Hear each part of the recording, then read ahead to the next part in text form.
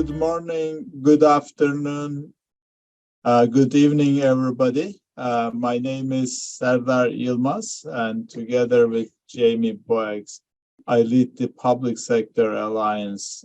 Before we jump into today's program, I'm happy to say a few words about the Alliance, especially as today marks the fifth round of our year-long global webinar series on decentralization and localization in countries around the world. Last year, September and December, we had our first two webinars on Asia and Africa regions. Then we had our third and fourth rounds of webinars focused on decentralization and localization in the Middle East and North Africa and Latin America regions. Today's webinar is organized by local Public Sector Alliance, together with a number of global partners, including World Bank, UNDP, UNCDF, USAID, network of associations of local authorities of Southeast Europe, and others. The Local Public Sector Alliance is a global alliance of advocates for more inclusive and efficient decentralization and localization. The Alliance and its website, decentralization.net, were established as a platform for knowledge sharing on topics related to decentralization and localization. And we hope to bring together policy practitioners, scholars, government officials, and civil society organizations from around the world interested in achieving a more inclusive, responsive, efficient public sector. As part of this wider aim, the objective of the current global webinar series is to elevate the debate on decentralization and localization around the world. In doing so, we don't want to promote a single view or a single approach to decentralization.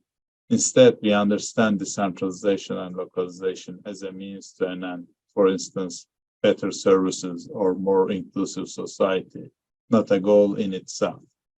This means that we are not only interested in understanding the state of decentralization in different parts of the world today, but also want to understand the question of why. What are the political economic forces that drive decentralization reforms or the lack thereof? Another area of interest for our community is to identify opportunities for stakeholders, whether government officials, development partners, researchers, or civil society organizations, to leverage decentralization or localization to champion or co-create a more inclusive and efficient public sector. Since the Local Public Sector Alliance aims to be an alliance of the community of practice, for the community of practice, and by the community of practice, we count on all of you to become an active part of the alliance. Please visit our website, register for our newsletter so that we can keep you posted on future events.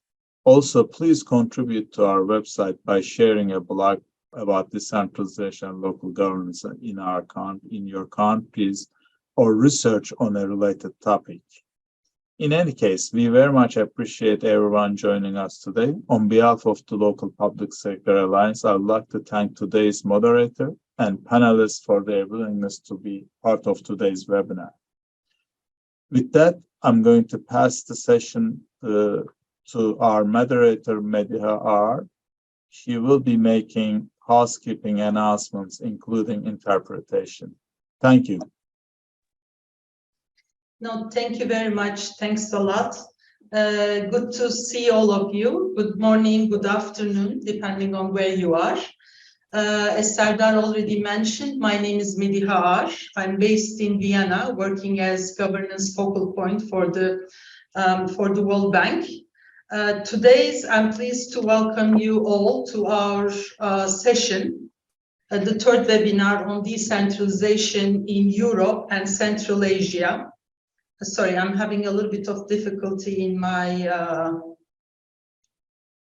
let me see, there's something going on with my, okay, now it's better.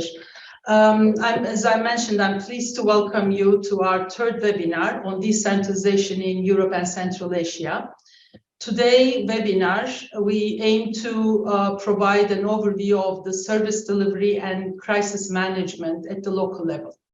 Before we jumped into the substance of our today's conversation, as Serdar mentioned, I wanted to make a few housekeeping announcements. First one is I want to let everyone to know that this event is being recorded.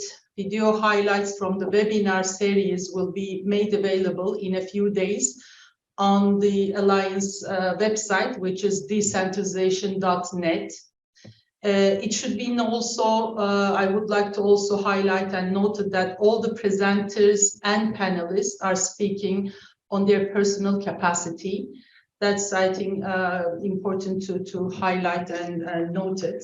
The third thing I wanted to highlight is that, as already one of the colleagues already asked, and Serdar already mentioned, we have a translation facility from English to Russian.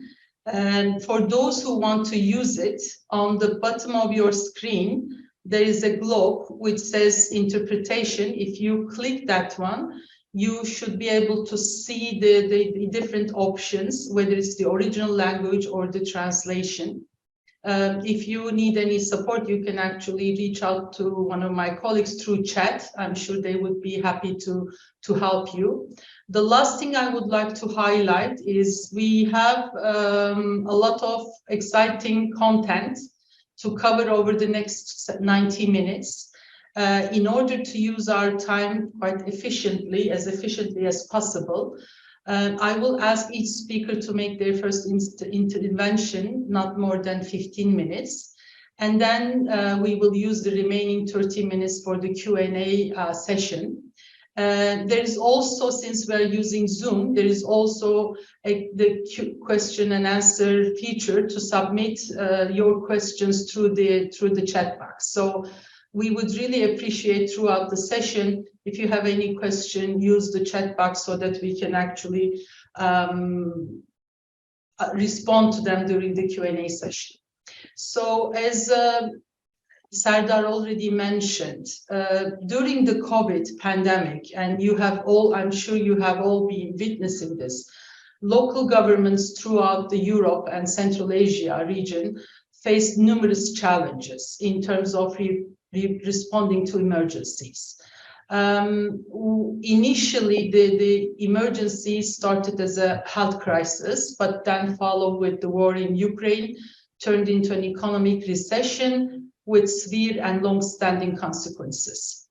This actually led into fiscal pressures deriving from the consequences of pandemic, and then coupled with subsequent inflationary pressures.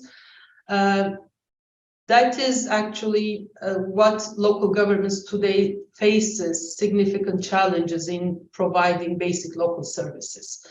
As the crisis deepens, the number of vulnerable people has been increasing, and this is also putting additional pressures on local governments in achieving what is most critical in terms of social inclusion, supporting vulnerable groups, and contributing towards the achievements of the Sustainable Development Goals.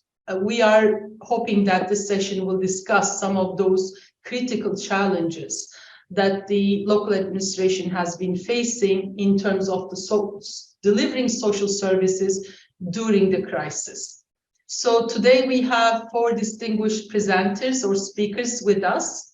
I will just read them in the order of their appearances. Mr. Boran Ivanovsky from Nalas, Ms. Mirjana Komnenovic from Serbia, Besnik Tahiri from Kosovo, and Gayrat Satvaldiev from Uzbekistan.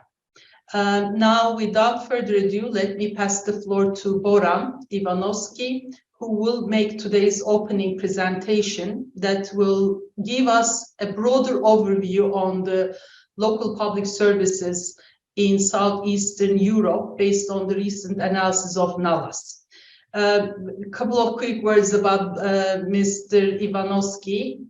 He is a NALAS program officer, joined the network in September 2013. He has extensive experience in public administration reform, alternative service delivery approaches, regional cooperation, human resource management, and capacity building in local government in the region. In addition, he possesses extensive knowledge and practical experience of more than 10 years in setting up legal and institutional framework on intermunicipal cooperation.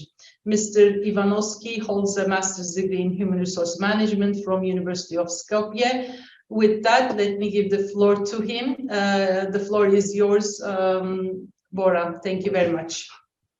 Thank you, Medica, for this nice introduction. Thank you for inviting us, NALAS, to present the findings of the NALAS Regional Decentralization Observatory, mostly focusing on the quality of the local services related closely to the topic of this webinar.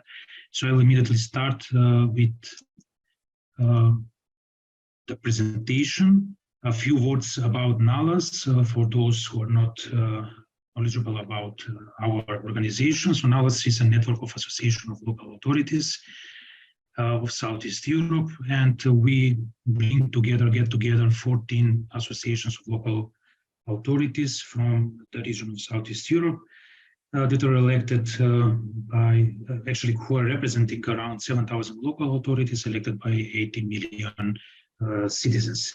So in general, very shortly, our mandate is to support and to enhance the capacities of the NALAS members of the local government associations in order to promote the process of decentralization and to make our members viable actors and partners of the national government institutions for improvement of the local government system in their economies.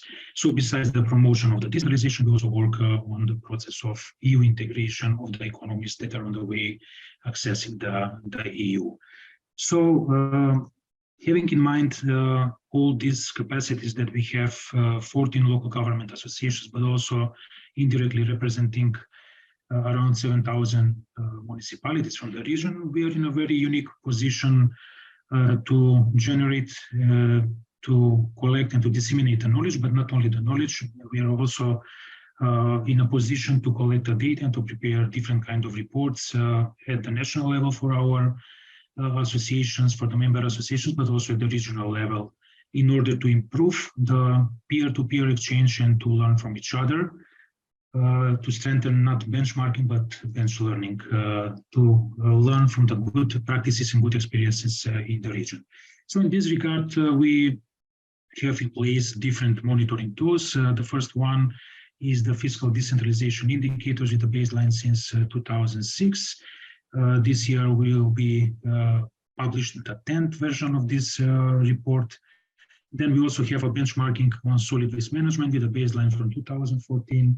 The 5th edition is coming this year as well. And also we, in every 2 years, we publish gender data report of NALAS. Altogether, all these tools are contributing to the overall tool that we call Regional Decentralization Observatory, which is actually a policy and monitoring tool helping our members to measure the degree of decentralization and the quality of local governance in the participating economies of Southeast Europe region.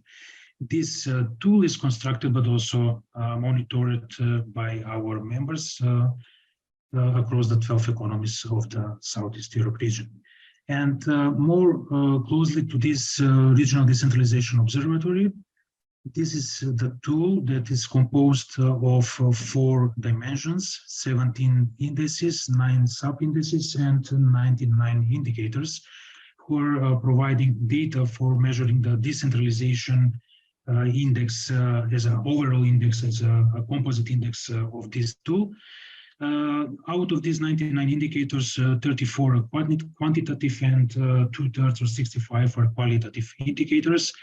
Who are supporting measuring the 4 dimensions of this tool. The first dimension is autonomy of the local government. Second is quality of local services, which will be the focus of my presentation. And the third one is citizen participation and responsiveness of the local governments, while the fourth one is related to the knowledge business, local governments, associations, intergovernmental dialogue with the central government institutions. So let me start with the results and the findings of the Regional Decentralization Observatory. What is the status of the process or the progress of the decentralization in Southeast Europe? How do we stand with that in numbers? The composite index of the Regional Decentralization Observatory, or the decentralization index, shows that it is scored, or the value of the index is 6.53. Which means that actually the process of decentralization in Southeast Europe is in that level, but there is still a huge room for improvement of the process of decentralization. So we're not saying that it's a bad, but there is still room for improvement of the process of decentralization.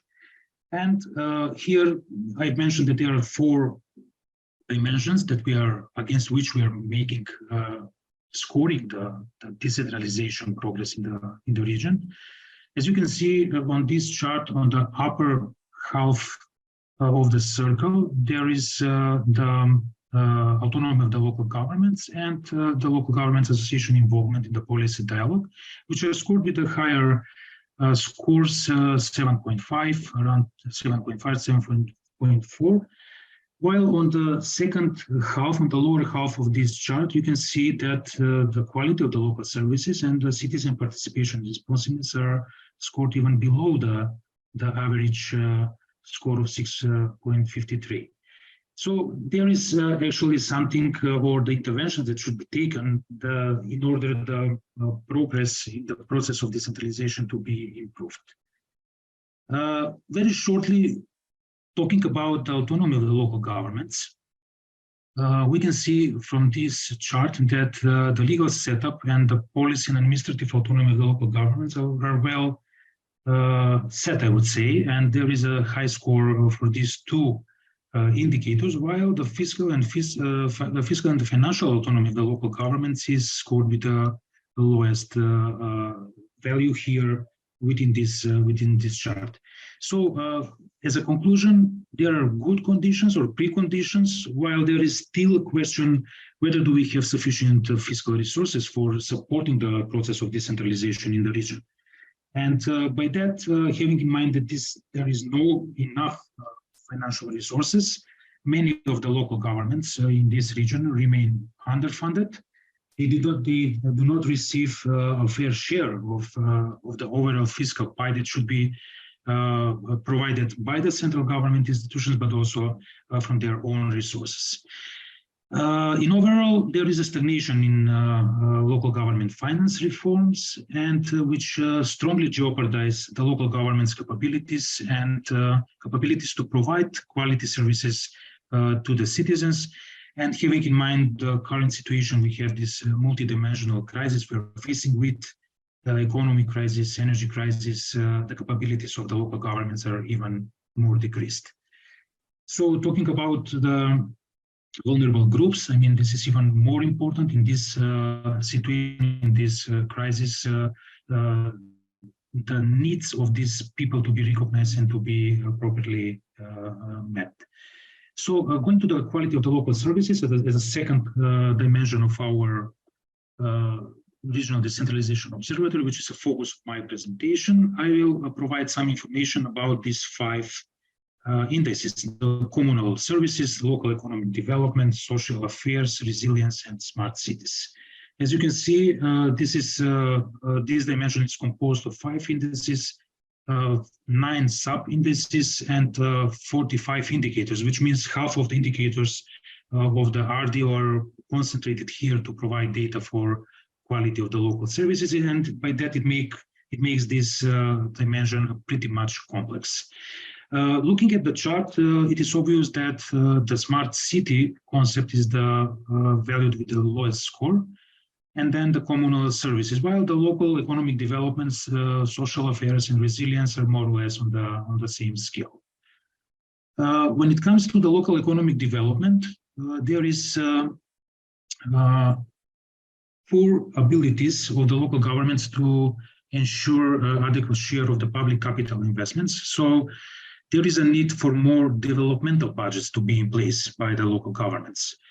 Talking about the capital investments, the states or the central government remains a main investor at the local level. So the main capital infrastructure projects are mostly supported by the central government institutions, having in mind this previously said finding that the fiscal decentralization is not properly following the functional decentralization. And by that, there is need for more efforts in the development of multi-annual strategic and action plans for local economic development as one of the findings that there is a need for improvement, and also improving the participatory approach. So inviting citizens to contribute in the development of the local economic development plans. When we talk about the smart cities, as you can see from this spider net, smart cities is also a very complex concept to be measured. So we are measuring the smart cities from perspective of 5 aspects, such as prosperity, governance, planet, people, and ICT or open data. And here, actually, the findings in general are that the concept itself is introduced on a very elementary level, but mostly applied in the capital cities and in the urban centers. So the rural part of the municipalities are not properly covered with the smart city concepts. In terms of the human capacities of the local governments, the civil servants are appointed in the most of the municipalities. They manage their portfolio for smart cities, but there is no real and concrete political commitment to this subject. And as you can see, the open data is the highest evaluated within the smart city concept, where we measure the quality and the use of open data for procurement processes that are evaluated as an excellent. Then the quality and the use of the open data in the local government budgets is a good, but moderate level is provided for open data in the area of land management. And of course, there is. You have like 5 minutes, if you can wrap it up within 5 minutes. Yes, I will do it very short. The financial resources, they are not enough, of course, for the local governments to properly introduce and apply this system. In terms of the communal services, the energy efficiency is with the lowest score, where around 30% of the local governments are preparing sustainable energy action plans. But from the other side, less than 10% of them are signatories of the Covenant of Mayors. In terms of solid waste management, the waste collection service coverage is around 80%, so 20% of people are still not covered with these services in the region. There is really poor performance in recycling and reuse of the materials from the household waste, less than 20% is an average, but we have economies with less than 5% of treatment of solid waste management, or solid waste, household solid waste. And also there is 70 to 80% of the household waste disposed on the non-compliant landfills. So sanitary landfills are not many in place in the region, so it's a huge issue. From the other perspective is the water and sanitation sector, where we lack asset management practices in place, and with a high rate of non-revenue water and water losses in the system. In some municipalities, it reaches around 70%. But in the same time, 70% of the population in the region are covered with sewage system. 30% are still not covered with the sewage system in the region of Southeast Europe, and only 40% of the citizens are connected to the wastewater treatment plants. The rest of them are not. The public transportation or the urban mobility, there is we measure the quality of the local public transportation services, which are not on a satisfactory level, while the existing growth in the infrastructure is evaluated as moderate.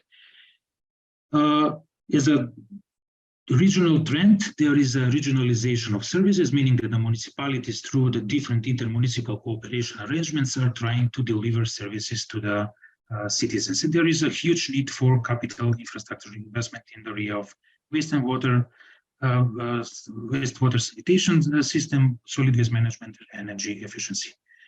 Then we are talking here also about the resilience of the municipalities. We designed so-called satellite index composed of 37 indicators, bringing them from different indices of our tool, in order to measure what is the capability of the municipalities to resist to the external shocks, such as hazards, natural disasters, and so on. And as you can see, 5.05 is the average score of the resilience, which means that it's a huge room for improvement in order to make our municipalities resilient in the region. And the final one is the social affairs. Here, the main conclusion is that there is a variety of levels of decentralization, especially in the social welfare and protection services. We have some economies that they have delegated competencies. In some of them are own competencies, shared competencies, and so on. But as a general conclusion, there is still need for further decentralization in the area of social protection. The local strategies for social welfare are in place in most of the economies, in most of the municipalities in the economies we include in this tool. However, the implementation side is still weak and it needs improvement.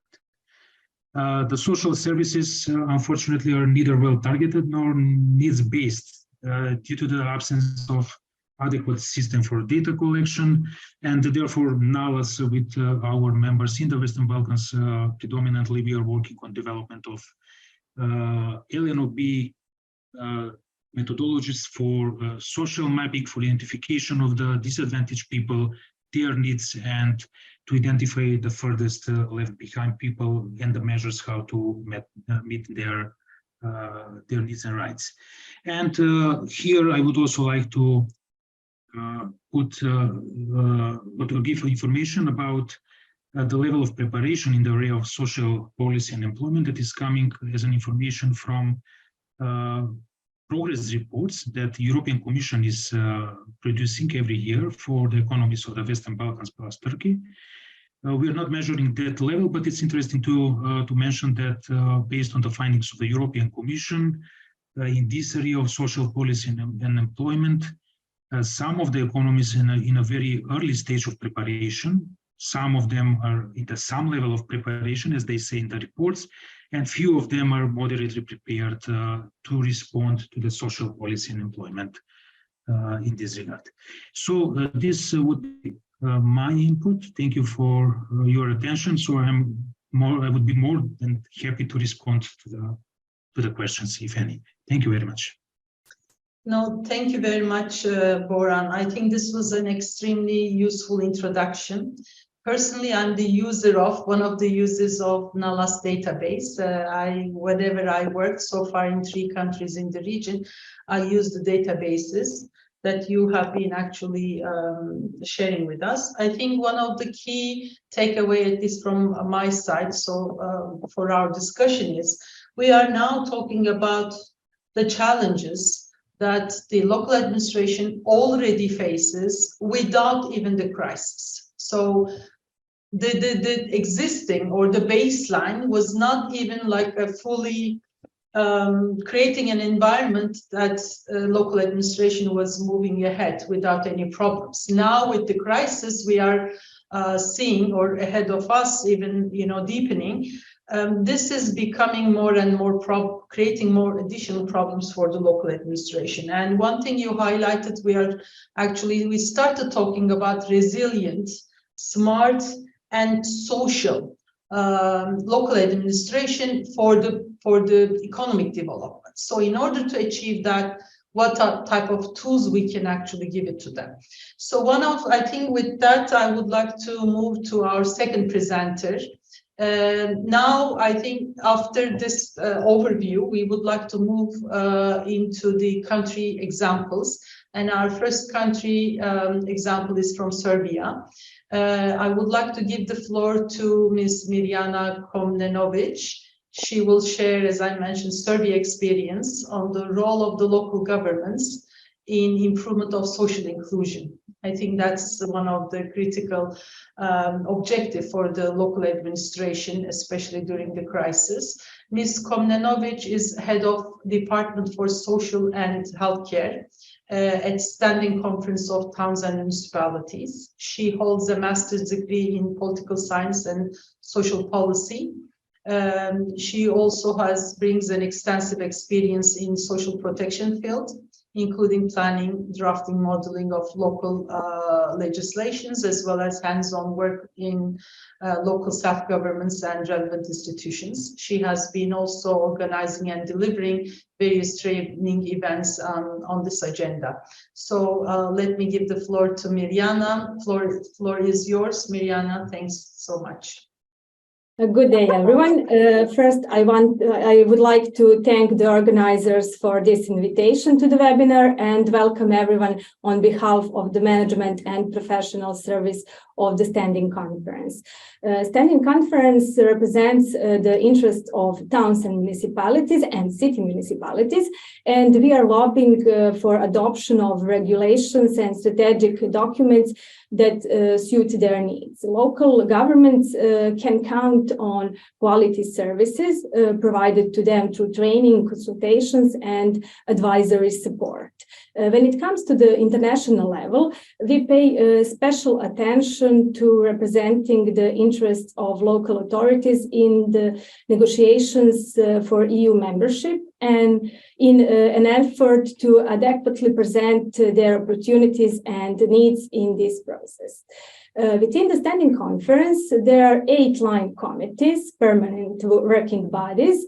It has established the Department of Social Inclusion and Department for Social and Health Care, and we have 28 networks of professionals, experts from the local level, with the task of considering and proposing innovative solutions that will furthermore improve the position and operation of local self-governments.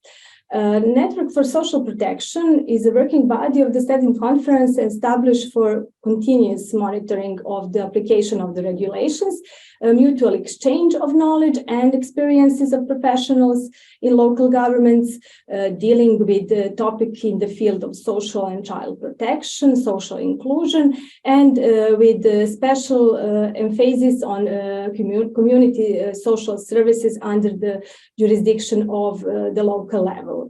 As some of you are familiar with, the demographic situation in Serbia is unfavorable and generates long-term pressure on expenditures in the area of social protection, and it affects the increase in the share of elderly household and creates an increasing demand for care services. According to the official data of the Republic Statistical Office for the year 2021, a high proportion of the population lives at risk of poverty. A total of 21.2% of the population is at risk of poverty. That is 28.5% of the population of the Republic of Serbia at risk of social exclusion. According to the UNICEF survey, the pandemic did not considerably affect the income of almost half of families with children, whereas loss of income during all 3 survey waves was reported by 11% household. During the crisis, families were compelled to cut down on their costs, borrow money, or spend their savings.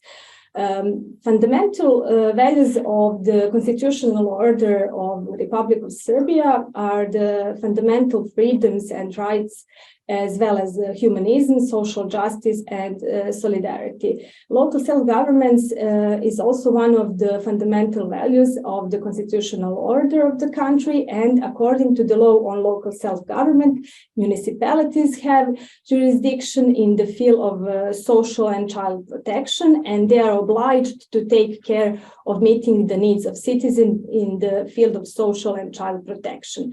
And provide realization of the needs of the person with disabilities and protection of the rights of vulnerable groups. Planning policies and measures in the field of social protection is a very important part of the process of establishing good quality services. At the local level, the most common planning document is the Social Protection Development Strategy and Social Protection Decision. In addition to these documents, local governments also adopt social protection improvement programs, which should, on the basis of the social welfare law, define measures and activities to encourage and develop the existing and new service, and which should be harmonized with the development strategy adopted by the government. The ultimate goal of the support directed toward individuals and families and the improvement of the quality of life, that is eliminating or alleviating the risk of unfavorable life circumstances. One of the key issues of the social protection and social inclusion system in the Republic of Serbia is the institutionalization and development of local services to support this process. According to the performance indicators of the local government's budget in the period of last 3 years, 5.56% of the local government's budgets are expenditures for social and child protection. In relation to the total expenditures for social protection since the beginning of the pandemic, there is an increase in allocations, especially for local government's project activities that provide support to people in a state of social need and the risk of social exclusion. In the times of COVID crisis, daycare institutions for persons with disabilities were closed because of the state of emergency. Some local governments provided psychological support to beneficiaries with setting up a counseling center, as they maintained communications with beneficiaries, usually by phone, but also via Viber chat groups, etc. As the National Association of Local Authorities in Republic of Serbia, a standing conference has actively followed up the 2020 agenda and the Millennium Development Goals and harmonized some of its activities accordingly. We are of the opinion that the logical way ahead for local governments is to ensure incorporation of SDGs in their development plans, so that both global and national development frameworks are implemented in a consolidated manner. Standing Conference has so far contributed to laying methodological backgrounds for interlinking these processes through elaboration with the Public Policy Secretariat and GIZ of guidelines of local self-development plans, and continues to support local self-governments in actually applying this approach in their respective work. Through implementation of a number of projects in cooperation with international and national partners, Standing Conference has been active in contributing to the work on SDGs and social inclusion directly, while supporting local governments in elaboration of development plans through a project funded by the Slovak Aid and in cooperation with the UNDP through local self-government's capacity building in scope of the GIZ supported projects on social rights of vulnerable groups, as well as the project Public Finance Reform 2030 Agenda. And by fostering knowledge regarding the implementation of tools for social mapping, applying the GIZ's methodology with the projects enhancing local capacities to implement the 2030 agenda and the leave no one behind principle in partnership with NALAS. Standing Conference likewise participates in some of government-led discussions of the topic and is therefore aware of shifting the focus towards localization of the agenda rather than its nationalization. Through the EECA 2016 program funded by the EU, Standing Conference supported the development of local action plans for Roma inclusion and developed a guide for the preparation, budgeting, and monitoring of local actions plans for Roma inclusion and functioning of local mechanisms for Roma inclusion, provided employment support, advisory support, and increasing the capacity of the mobile teams for the inclusion of Roma. We provided numerous trainings, including two accredited ones, exchanged the best practices, and humanitarian packages were donated for urgent need of residents of substandard Roma settlements. We have 11 urban planning plans for substandard Roma settlements prepared, and support was provided in the legalization of buildings in those settlements in 10 local government units. Project and technical documentation for the construction of communal infrastructure in Roma substandard for settlements for 12 cities and municipalities was prepared. Employment of vulnerable, harder to employ categories, especially Roma men and women, is a topic that Standing Conference is actively dealing with for the third year in a row through Inclusion Initiative Phase 3 project, which is supported by GIZ. This year, 10 local governments developed local projects worth €1 million. And through trainings, educations, purchase of equipment, business plans, 280 representatives of less employable categories got a job or started their own businesses in the fields of sustainable agriculture, rural tourism, social entrepreneurship and social services, recycling, textile and processing industry. Also, you have 5 minutes remaining. I just wanted to remind you. Thank you. Also, at the local level, we have examples of good practice when it comes to the inclusive disaster risk management in development of disaster risk assessment, protection and rescue plans, disaster risk reduction plans, preparation of reports on damage, and building a network of commissioners and the deputy commissioners of civil protection. It is good to mention that we have formation of voluntary fire brigades and other organizations and associations of importance for protection and rescue, and preparation and performance of civil protection exercises. We are pleased that in January next year, we will start the implementation of a big EECA 2020 program with a focus on the development of social protection services at the local level, with the aim of supporting the process of the institutionalization and prevention of institutionalization, as well as supporting the inclusion of Roma. In line with our strategic plan for the period of 2022-2025, we will continue to provide support to members in terms of the development of sustainable cross-sectoral services while encouraging intermunicipal cooperation, and all of that with the aim of meeting with the needs of citizens and social inclusion. So if you have any questions, feel free to contact me by email. I will send you my email in the chat. Thank you very much.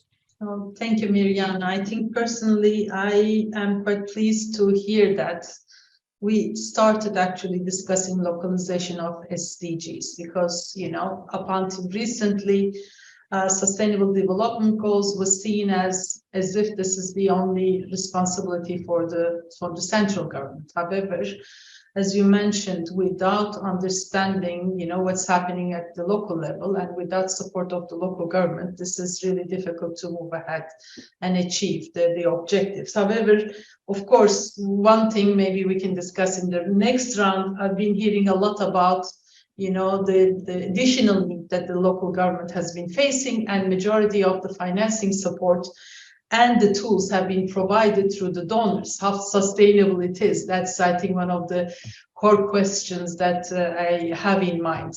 And I already see that some of the colleagues or participants started using the chat for the questions.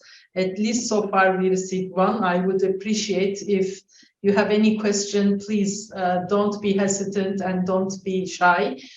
Share your comments, concerns, or question as much as you want. So let me actually now move to our next presenter. As I mentioned, now we are hearing our second country experience. Our next speaker is Mr. Besnik Tahiri. He's a member of the parliament and vice president of the EECA political party. During 2020, he served as the first deputy minister, deputy prime minister, and acting foreign minister. During 2017-2020, he also served as government of Kosovo's national coordinator for state reforms. He is also founder of Kosovo Local Government Institute, and he has served as the executive director for a couple of years. The Kosovo Local Government Institute is a local professional think tank on local governance and decentralization. And I have had a chance and a privilege to work with him while we were doing decentralization analysis in Kosovo. So without further ado, let me give the floor to Besnik, and over to you, Besnik. Thank you. Thank you very much, Medya. Greetings to everybody. The reason why today we are together, it's not my current position, either my previous governmental position, but it is the fact that throughout my life, I have studied and I have dedicated my energy and my professional experience at the local government. I believe that life is managed down at municipalities, and therefore I think as long as we have municipalities, the stronger is the hand of the state for citizens. I would like to say, in my presentation, I want to give very short intro of our system, then identify two major problems that I see now at the global situation when it comes to local governance systems.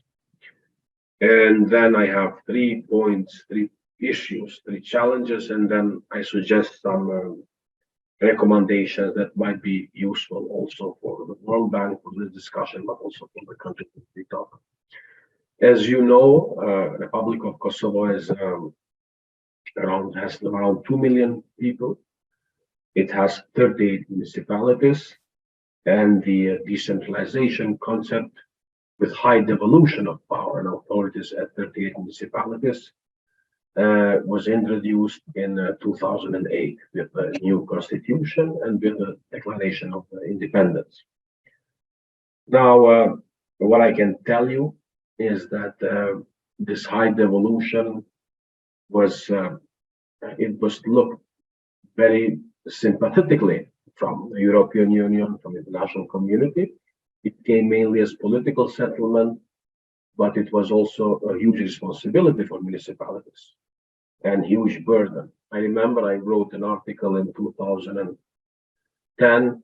I said decentralization, a heavy burden. The title of the article was Decentralization, a heavy burden for municipalities to be carried out. It seems this is continuing 14 years ago. Now, when it comes to the global perspective, I have, let's say, 2 strong statements, 2 strong conclusions. First of all, we had numerous of challenges and serious financial constraints after the COVID and after the economic crisis due to the war in Ukraine, which means the central government cannot continue to do business as usual. There is a serious necessity to rethink financial systems all over Southeastern Europe, especially in the countries where there is huge devolution of power and responsibilities to local government. My second, this is a short term, so what I'm talking about for short term legal interventions, and I'll talk more on this when I talk on the content, how I see this in Kosovo. Second statement, second conclusion is that 3 years ago, the world, after the fall of Berlin Wall, after the fall, let's say, of the Russian Empire, introduced so-called good governance principles. Can you imagine? 30 years later, we still try to reform, transform developing countries, transitional countries, countries that were part of communist regime, with 5 principles of good governance, and one of the principles there was also devolution of authority, decentralization, as we call it. We cannot fight a battle in 21st century with the instrument and means of 20th century. We need to rethink. So it's very important that organizations like World Bank, serious universities, development organization sit and rethink how to deal with the new reality.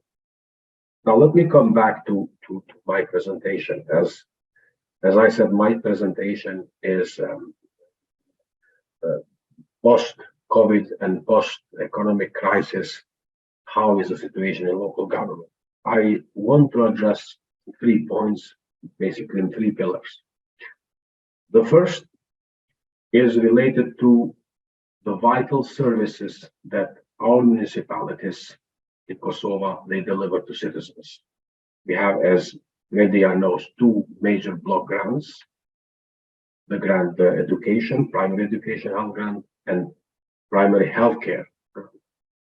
Now, when we see after COVID, we see that these 2 vital services were heavily damaged from COVID. And I don't want to go on the health sector, but I want to say just 2 things. Local government, health, primary health sector was not able to deliver and to manage the entire problems and challenges that COVID brought. And therefore, it failed, or let's say it was a huge challenge for them to deliver. Based on that, basically, many citizens require somewhere else service delivery. And I think that having this in mind, we need to look seriously at what's on paper today at our legislation.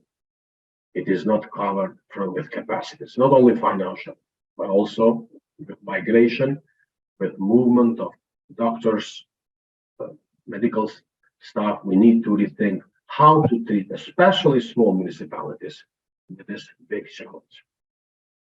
On primary education, as you know, all our public schools, they went back to online teaching. To be frank, in our country, we had Facebook and social media, and we had, let's say, internet penetration is very high. But when it comes to teaching, to a knowledge-based system where you want to transfer the knowledge to your students, we really have serious problems. And I think that 2 years learned and gave us serious lessons that the system as usual cannot go. Therefore, strengthening these 2 elements with not only financial power, but also with the rethinking of the decentralization system in Kosovo is extremely important. System as it is, with the criteria that we have, 21 pupils for 1 teacher, 250 pupils for one school to have a director to be a complete school. This is not functional anymore, because migration from rural parts to urban parts is serious. And moreover, migration from the towns and cities to other countries is again problematic issue. So criteria for financing education sector needs to be changed, and that can be addressed only by the law on local finance. Now, if I have a strong statement, and unfortunately I was working very hard with, I was in the institute, but also when I was deputy prime minister, to push forward law on local finance. Unfortunately, still is not there. And this is a huge disappointment, because we have been working very seriously with the World Bank in other countries, and we have also reorganized the grants, which intergovernmental grants, which basically now they are nowhere. But the law that we passed is from 2008, a law that does not reflect at all to the context and to the content that we are treating now. Second issue is related to capital investments and services delivered in infrastructure. Boran, in his presentation, tackled a bit this issue. He was talking about local economic development. And I would say that we're in a country where the major investitor is the state, the line ministry, not tackling and not addressing the issue of capital investments and investments in infrastructure is a huge problem. What we were facing in the last 2 years, we were facing a serious shortage of public investments in municipalities, which means lots of private businesses, lots of employment opportunities at municipalities were on risk. And moreover, many of the companies in the private sector that had fairly good relation with municipalities as public investor basically lost them. And in this regard, a public discourse debate was introduced lately, and it was mainly raised from the opposition, but also from the private sector. And again, the government has introduced a law on compensation for the support of public works. For me, this is a good step, but still the percentage and the timeline for the implementation of contract, it is wrong. And the percentage is 20%, and it is related mainly to statistics. But when we look at the context of municipalities, at least the percentage should have been 30%, because with that we would have created this circle of relationships between the state, municipality, ministry, as well as private sector. At the present, this circle is basically not functioning, and the time frame that the government put, unfortunately, it's not sufficient. Although I think we are the first country, I don't know exactly maybe Boran could tell me about Macedonia or maybe or Serbia, but I think that we are the only country that we introduced this law. Our suggestion was to tackle more the VAT component, to reduce VAT or other elements of taxation, but not to go with this. Still, the percentage is not good. The third, Besnik, you have 4 minutes. okay, and I will complete. The third issue, which is for me very problematic, is the people at local government, employers, personnel. Nobody speaks.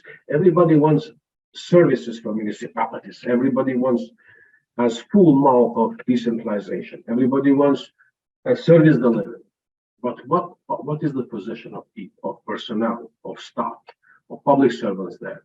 I think that I have been pushing a lot for the law on the public sector wages, which is not only an element of increasing, but also creating a discipline And to me, if we are not going to push forward the law on public wages as an instrument to inspire, to create more incentives, to give a message to them, this is going to be huge issue. So basically the three elements, the law on local finance first, second, the law, strengthening the law on the compensation for the public sector of public works, third, the law on public wages or on salaries, it's a must.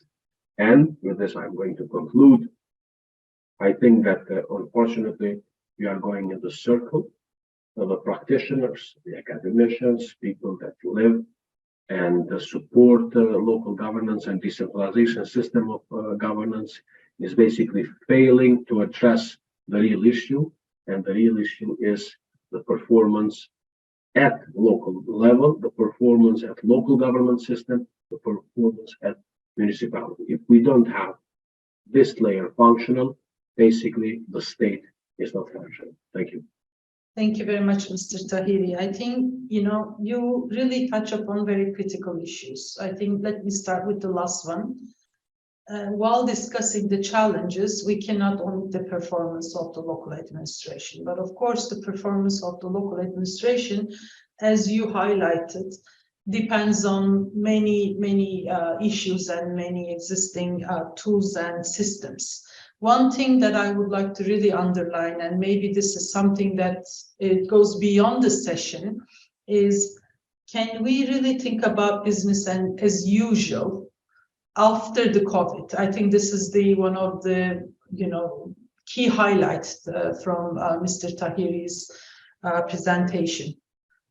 Everything is changing. Can we still assume that the local administration, with all these additional burden, additional services that have been asked to deliver, can they actually move ahead in the same way?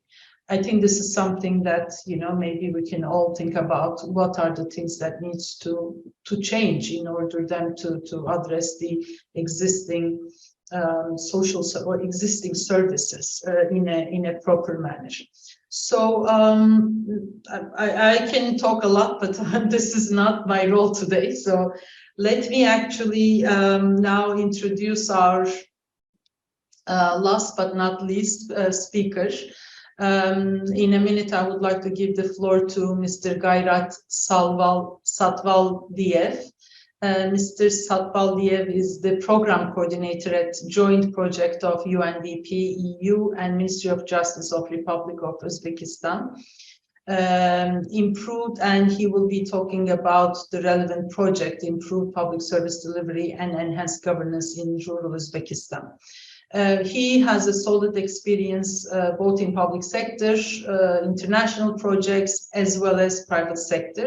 He started his career at International Relations Department of the Senate of Uzbekistan in 2005. In 2012, he joined the EU project supporting criminal judicial reform. He provided lectures in international economic law and constitutional law in the University of World Economy and Diplomacy and Tashkent Oriental Studies Institute, and he has several scientific articles. Gayrat holds a master's degree in international law from the University of World Economy and Diplomacy. So now I think for our last country cases, I would like to give the floor to Gayrat. Over to you. Thank you very much, Mediha. Assalamu alaikum and good day, dear colleagues. It's my honor, and first of all, I would like to thank organizers for this unique opportunity to present achievements, issues, and recommendations related to implementation of administrative reform and particular development of public service delivery system in Uzbekistan. I would switch on my presentation. I hope you can see and hear me well. Wonderful. So I would like to talk about a role of public service delivery reform in public administration in Uzbekistan. And first, I would like to start from the general information about our country. It is located in Central Asia.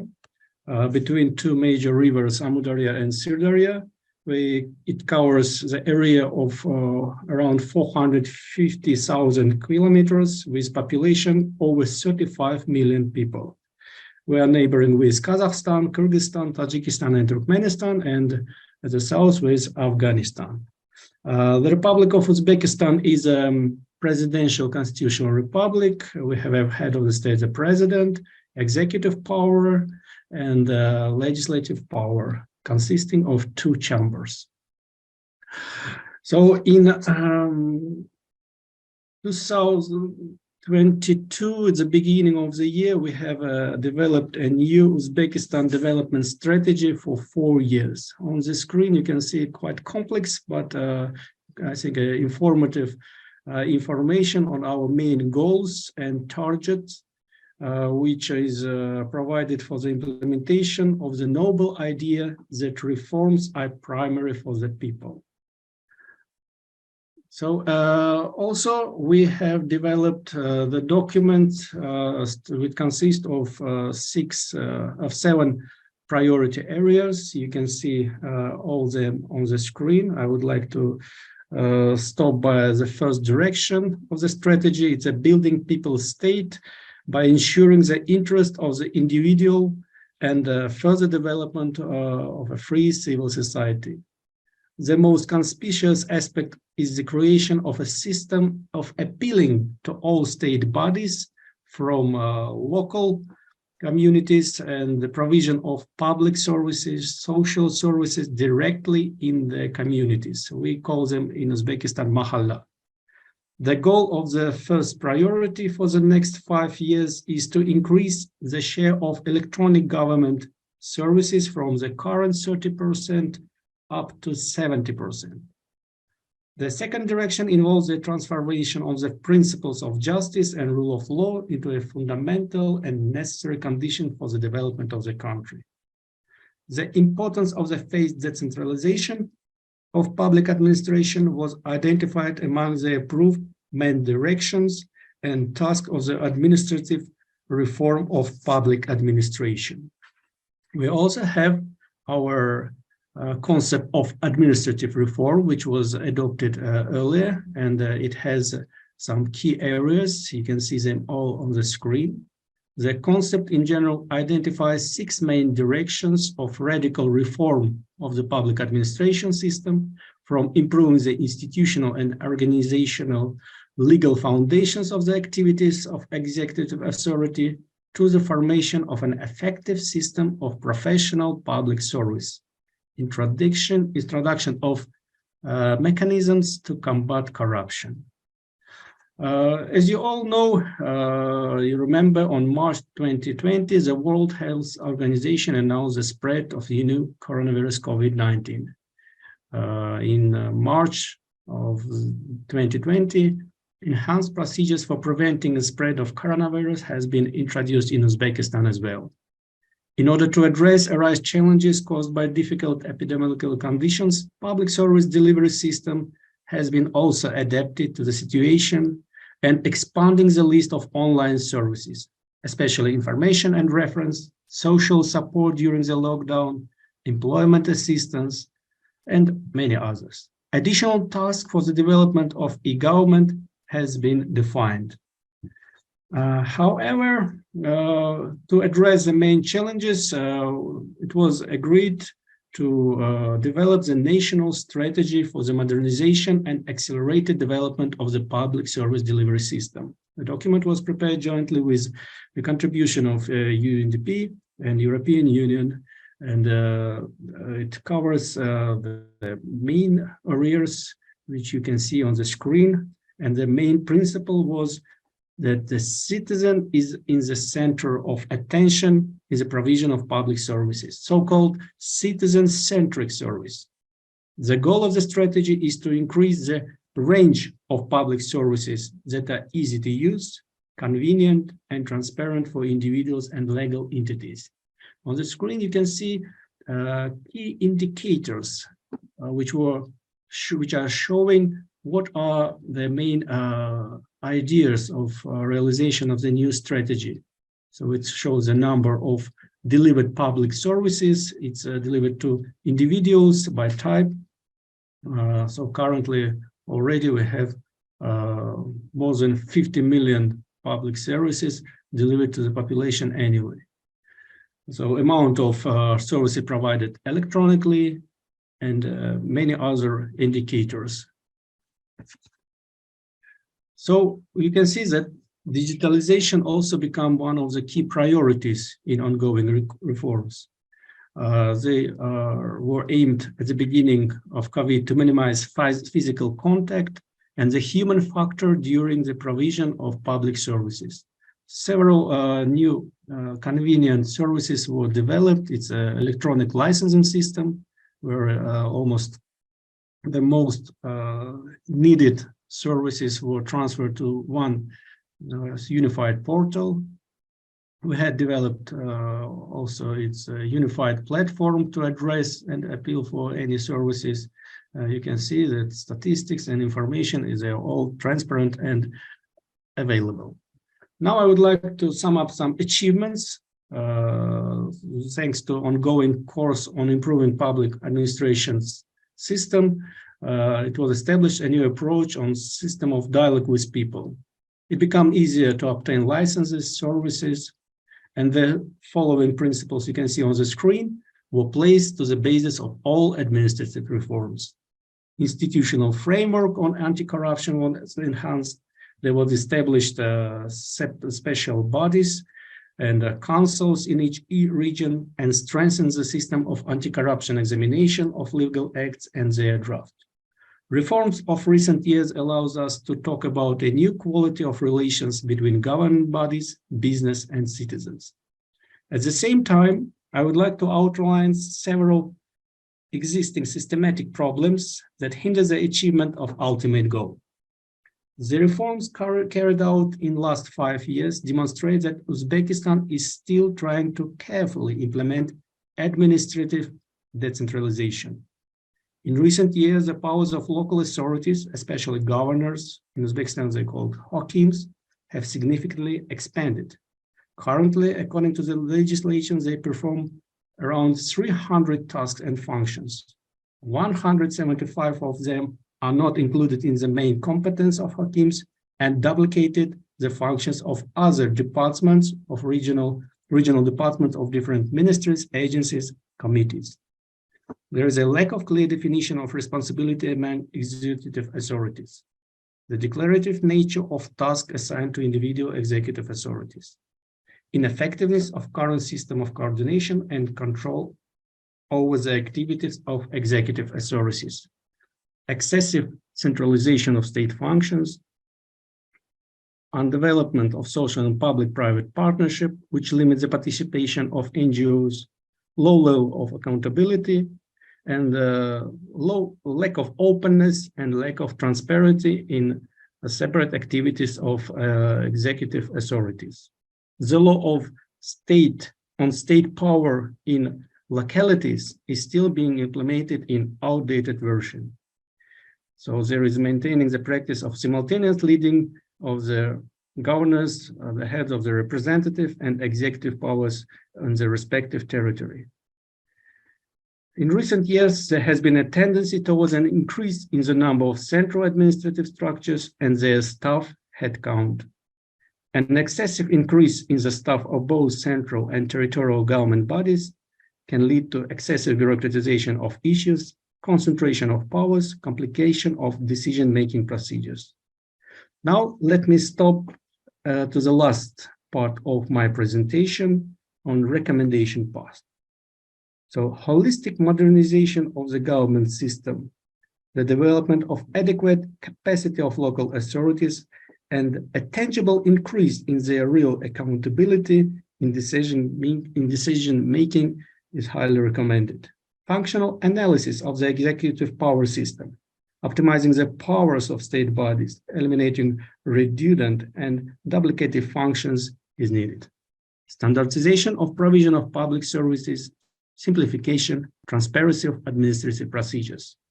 Consistent decentralization of public administration with the indication of specific terms for each stage of the transfer of powers from central bodies to local authorities, increasing the independence of local authorities, their financial support, high responsibility.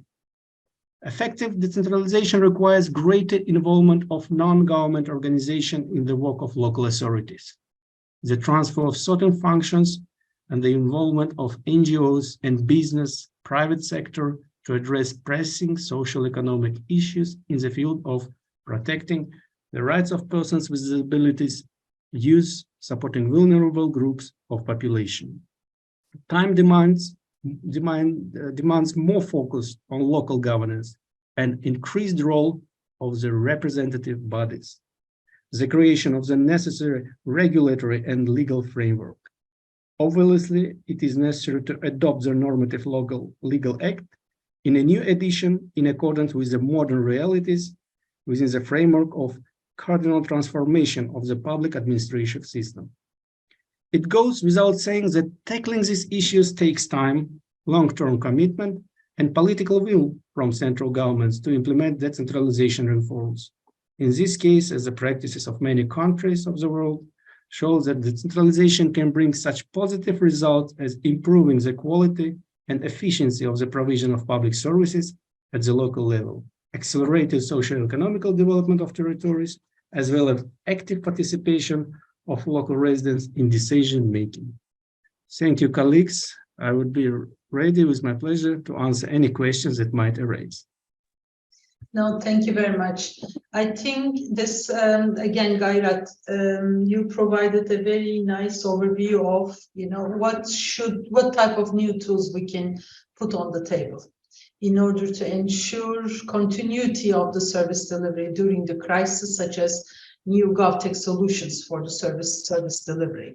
But again, the question, as I think most of you already mentioned, whether the local administration have the capacity or have the financial resources to make those type of tools available, or whether they have enough power to actually move in that direction. So we have been receiving a lot of questions, and given the time we have like additional 15 minutes, I think I've seen that majority of the questions are more technical, asking some clarification from Boran, Mirjana, and others. I think majority of them has already been answered. Maybe I would like to use this additional time, maybe just to give additional 2 minutes to each one of you and share with us, how do you see the way forward? After what we learned, what we heard from all of you, what is the main, what should be the main one or two top priorities for the central government or for the local administration to make this happen, to address the existing challenges? I know it's a very broad question, but I think I just wanted to see what can be done, whether you have any silver bullets going forward. Maybe since I know that Besnik is leaving soon, maybe I can give the floor to him first, and then we can see if I will give the floor to all of you one by one. Go ahead, Besnik Tahiri. Thank you, Medya. Thank you for this opportunity, and really thank you to all the presenters. I think that when we look a bit critically what has been said, it seems that we have similar pain, and that pain, it is diagnosed, but nobody dares to say it. Somehow the elephant is in the room, but we don't want to see it. To me, the way forward is first to admit that there is a need for a serious, substantive, argument-based and evidence-based discussion about decentralized system of government, as we read in the books from Francis Fukuyama about state building to the other academicians and practitioners. I think we need to admit that the decentralization without the consolidation of the center with having a dependency from intergovernmental grants from central government is in fact a sort of, let's say, a sort of decentralization which is not functional. So somehow we are smuggling centralization with decentralization legislation. What's the way forward? The way forward, first of all, is to address short-term perspective, short-term needs. Short-term needs is that there is little finances from own source revenue generation at small municipalities, at small local government units. Therefore, there is a need for a quick, emergent financial aid, financial support based on certain criteria that the central government should do. And the second, to me, which is more important, is to sit and to discuss the way forward. Is decentralization, as we have portrayed it, the answer to proper service delivery? Second question is, did private sector went far away from us, from public sector, and where we can merge forces to strengthen service delivery? Last but not least, direct democracy, mayors that are directly elected. Are we having mayors that they take in a democratic manner the power from elections? And then this power, is it going on the benefit of public and citizens, or is it a power that is concentrated somewhere else? This issue needs to be addressed in a serious discussions, in not only serious, but in a serious, several of them, in order that we answer the question. It was my honor to be today with you, and I regenerated my readings that I had, but also the constant reading that I have for local government. Good luck to you, and God bless all of you in this difficult situation. And God bless people of Ukraine. I have to say this because we have been witnessing this 20 years ago in Kosovo, and I pray and I'm with them. Thank you very much.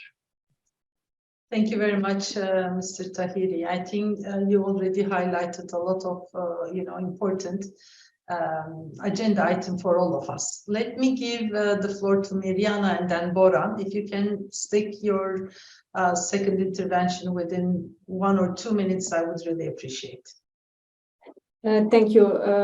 As I mentioned, one of the key problems in general is that the process of planning local policies in this field is with insufficient beneficiary participation, and this is a lack of how to hear about the beneficiary needs and mapping analysis, mapping processes at the local level. And I think we need to have more citizen participation in planning processes in the social policy field, and we have to strengthen the strategic and normative framework at the local level, including models of documents and strengthening the capacity of local governments employees for service delivery, service implementation, and monitoring of services, as well for better absorption of existing funds,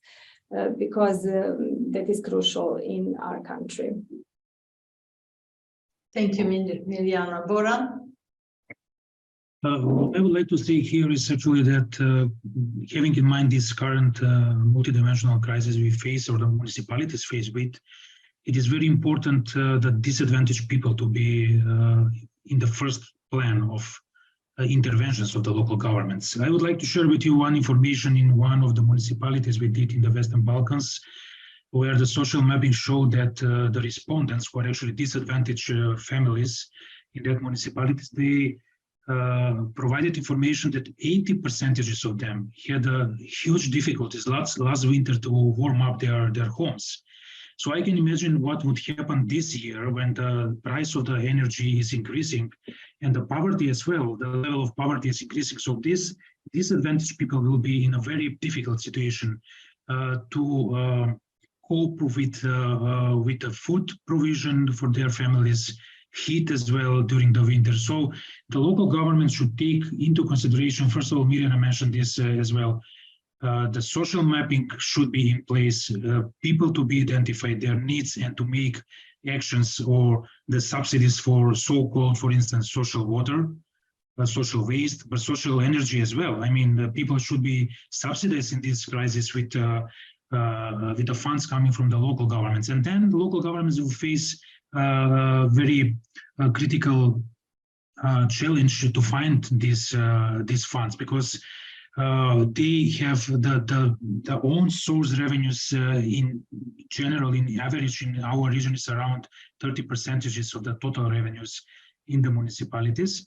To be honest, not all of the municipalities are taking care to collect all of the own revenues, which is that should be strengthened in this period especially. But also they should request the central government to line ministers to support them in this crisis period, to subsidize some of the services that should be provided to the disadvantaged families. No, thank you very much, Boran. I think let's discuss, maybe continue in some other occasions, the social mapping. I think this is also quite critical, especially after COVID and the energy crisis, etc. Gayrat, again, I would like to give you the floor for your intervention. Please, if you can try to keep it in 2 minutes, that would be great. Thank you. First of all, I would like to say that fully support statements done by our colleagues, Besnik, Mirjana, Boran, but I would like to outline 2 main points. First one is decentralization. Central government should transfer powers to local bodies. NGOs and public and private sector should start be more active, and they need to have more opportunities.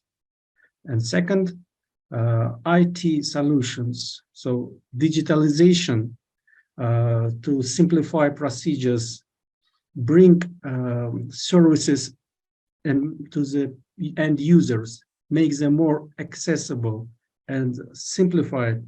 This is another story of success. Using this opportunity, I would like to wish all of you success in your very responsible task, and hope to see you in Uzbekistan once, or any other country, face to face. Thank you, colleagues. Yeah, thank you very much, Gayrat.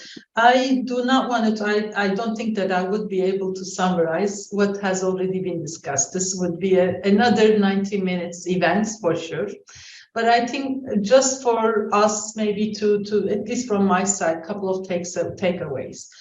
I think we are talking about decentralization from the centralization perspective. You know, who is providing those authorities or responsibilities to the local administration really is critical. And the challenge or the overall responsibilities for the local administration has been increasing, because they are sitting next to the citizens, or the closest in terms of the service delivery to the citizens. Some of the services that we heard today should have been actually the central government's roles and responsibilities, but because of the urgency, I think they felt the need to respond. Going forward, I think we cannot continue addressing the challenges or issues as business as usual. And then some of the things really needs to change with the light, or with at the hindsight of the crisis that we are facing. The issue is becoming more and more challenging, but I'm pretty optimistic that with these type of events, with all these great minds getting together and discussing, I'm sure we will be able to find solutions at a global level, and hopefully at the country level as well, with the support of all these donors, institutions, and NGOs participation.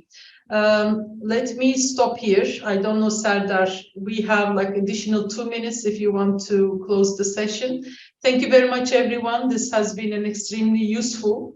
At least personally, I learned a lot, and I'm pretty sure that I will learn this. I will use those information in my next assignment on decentralization for sure. Thanks a lot. Thank you, Mediha, and thank you, colleagues. This was a fascinating discussion, another successful event. We really appreciate all of your contributions and your time. Thank you, and have a nice day.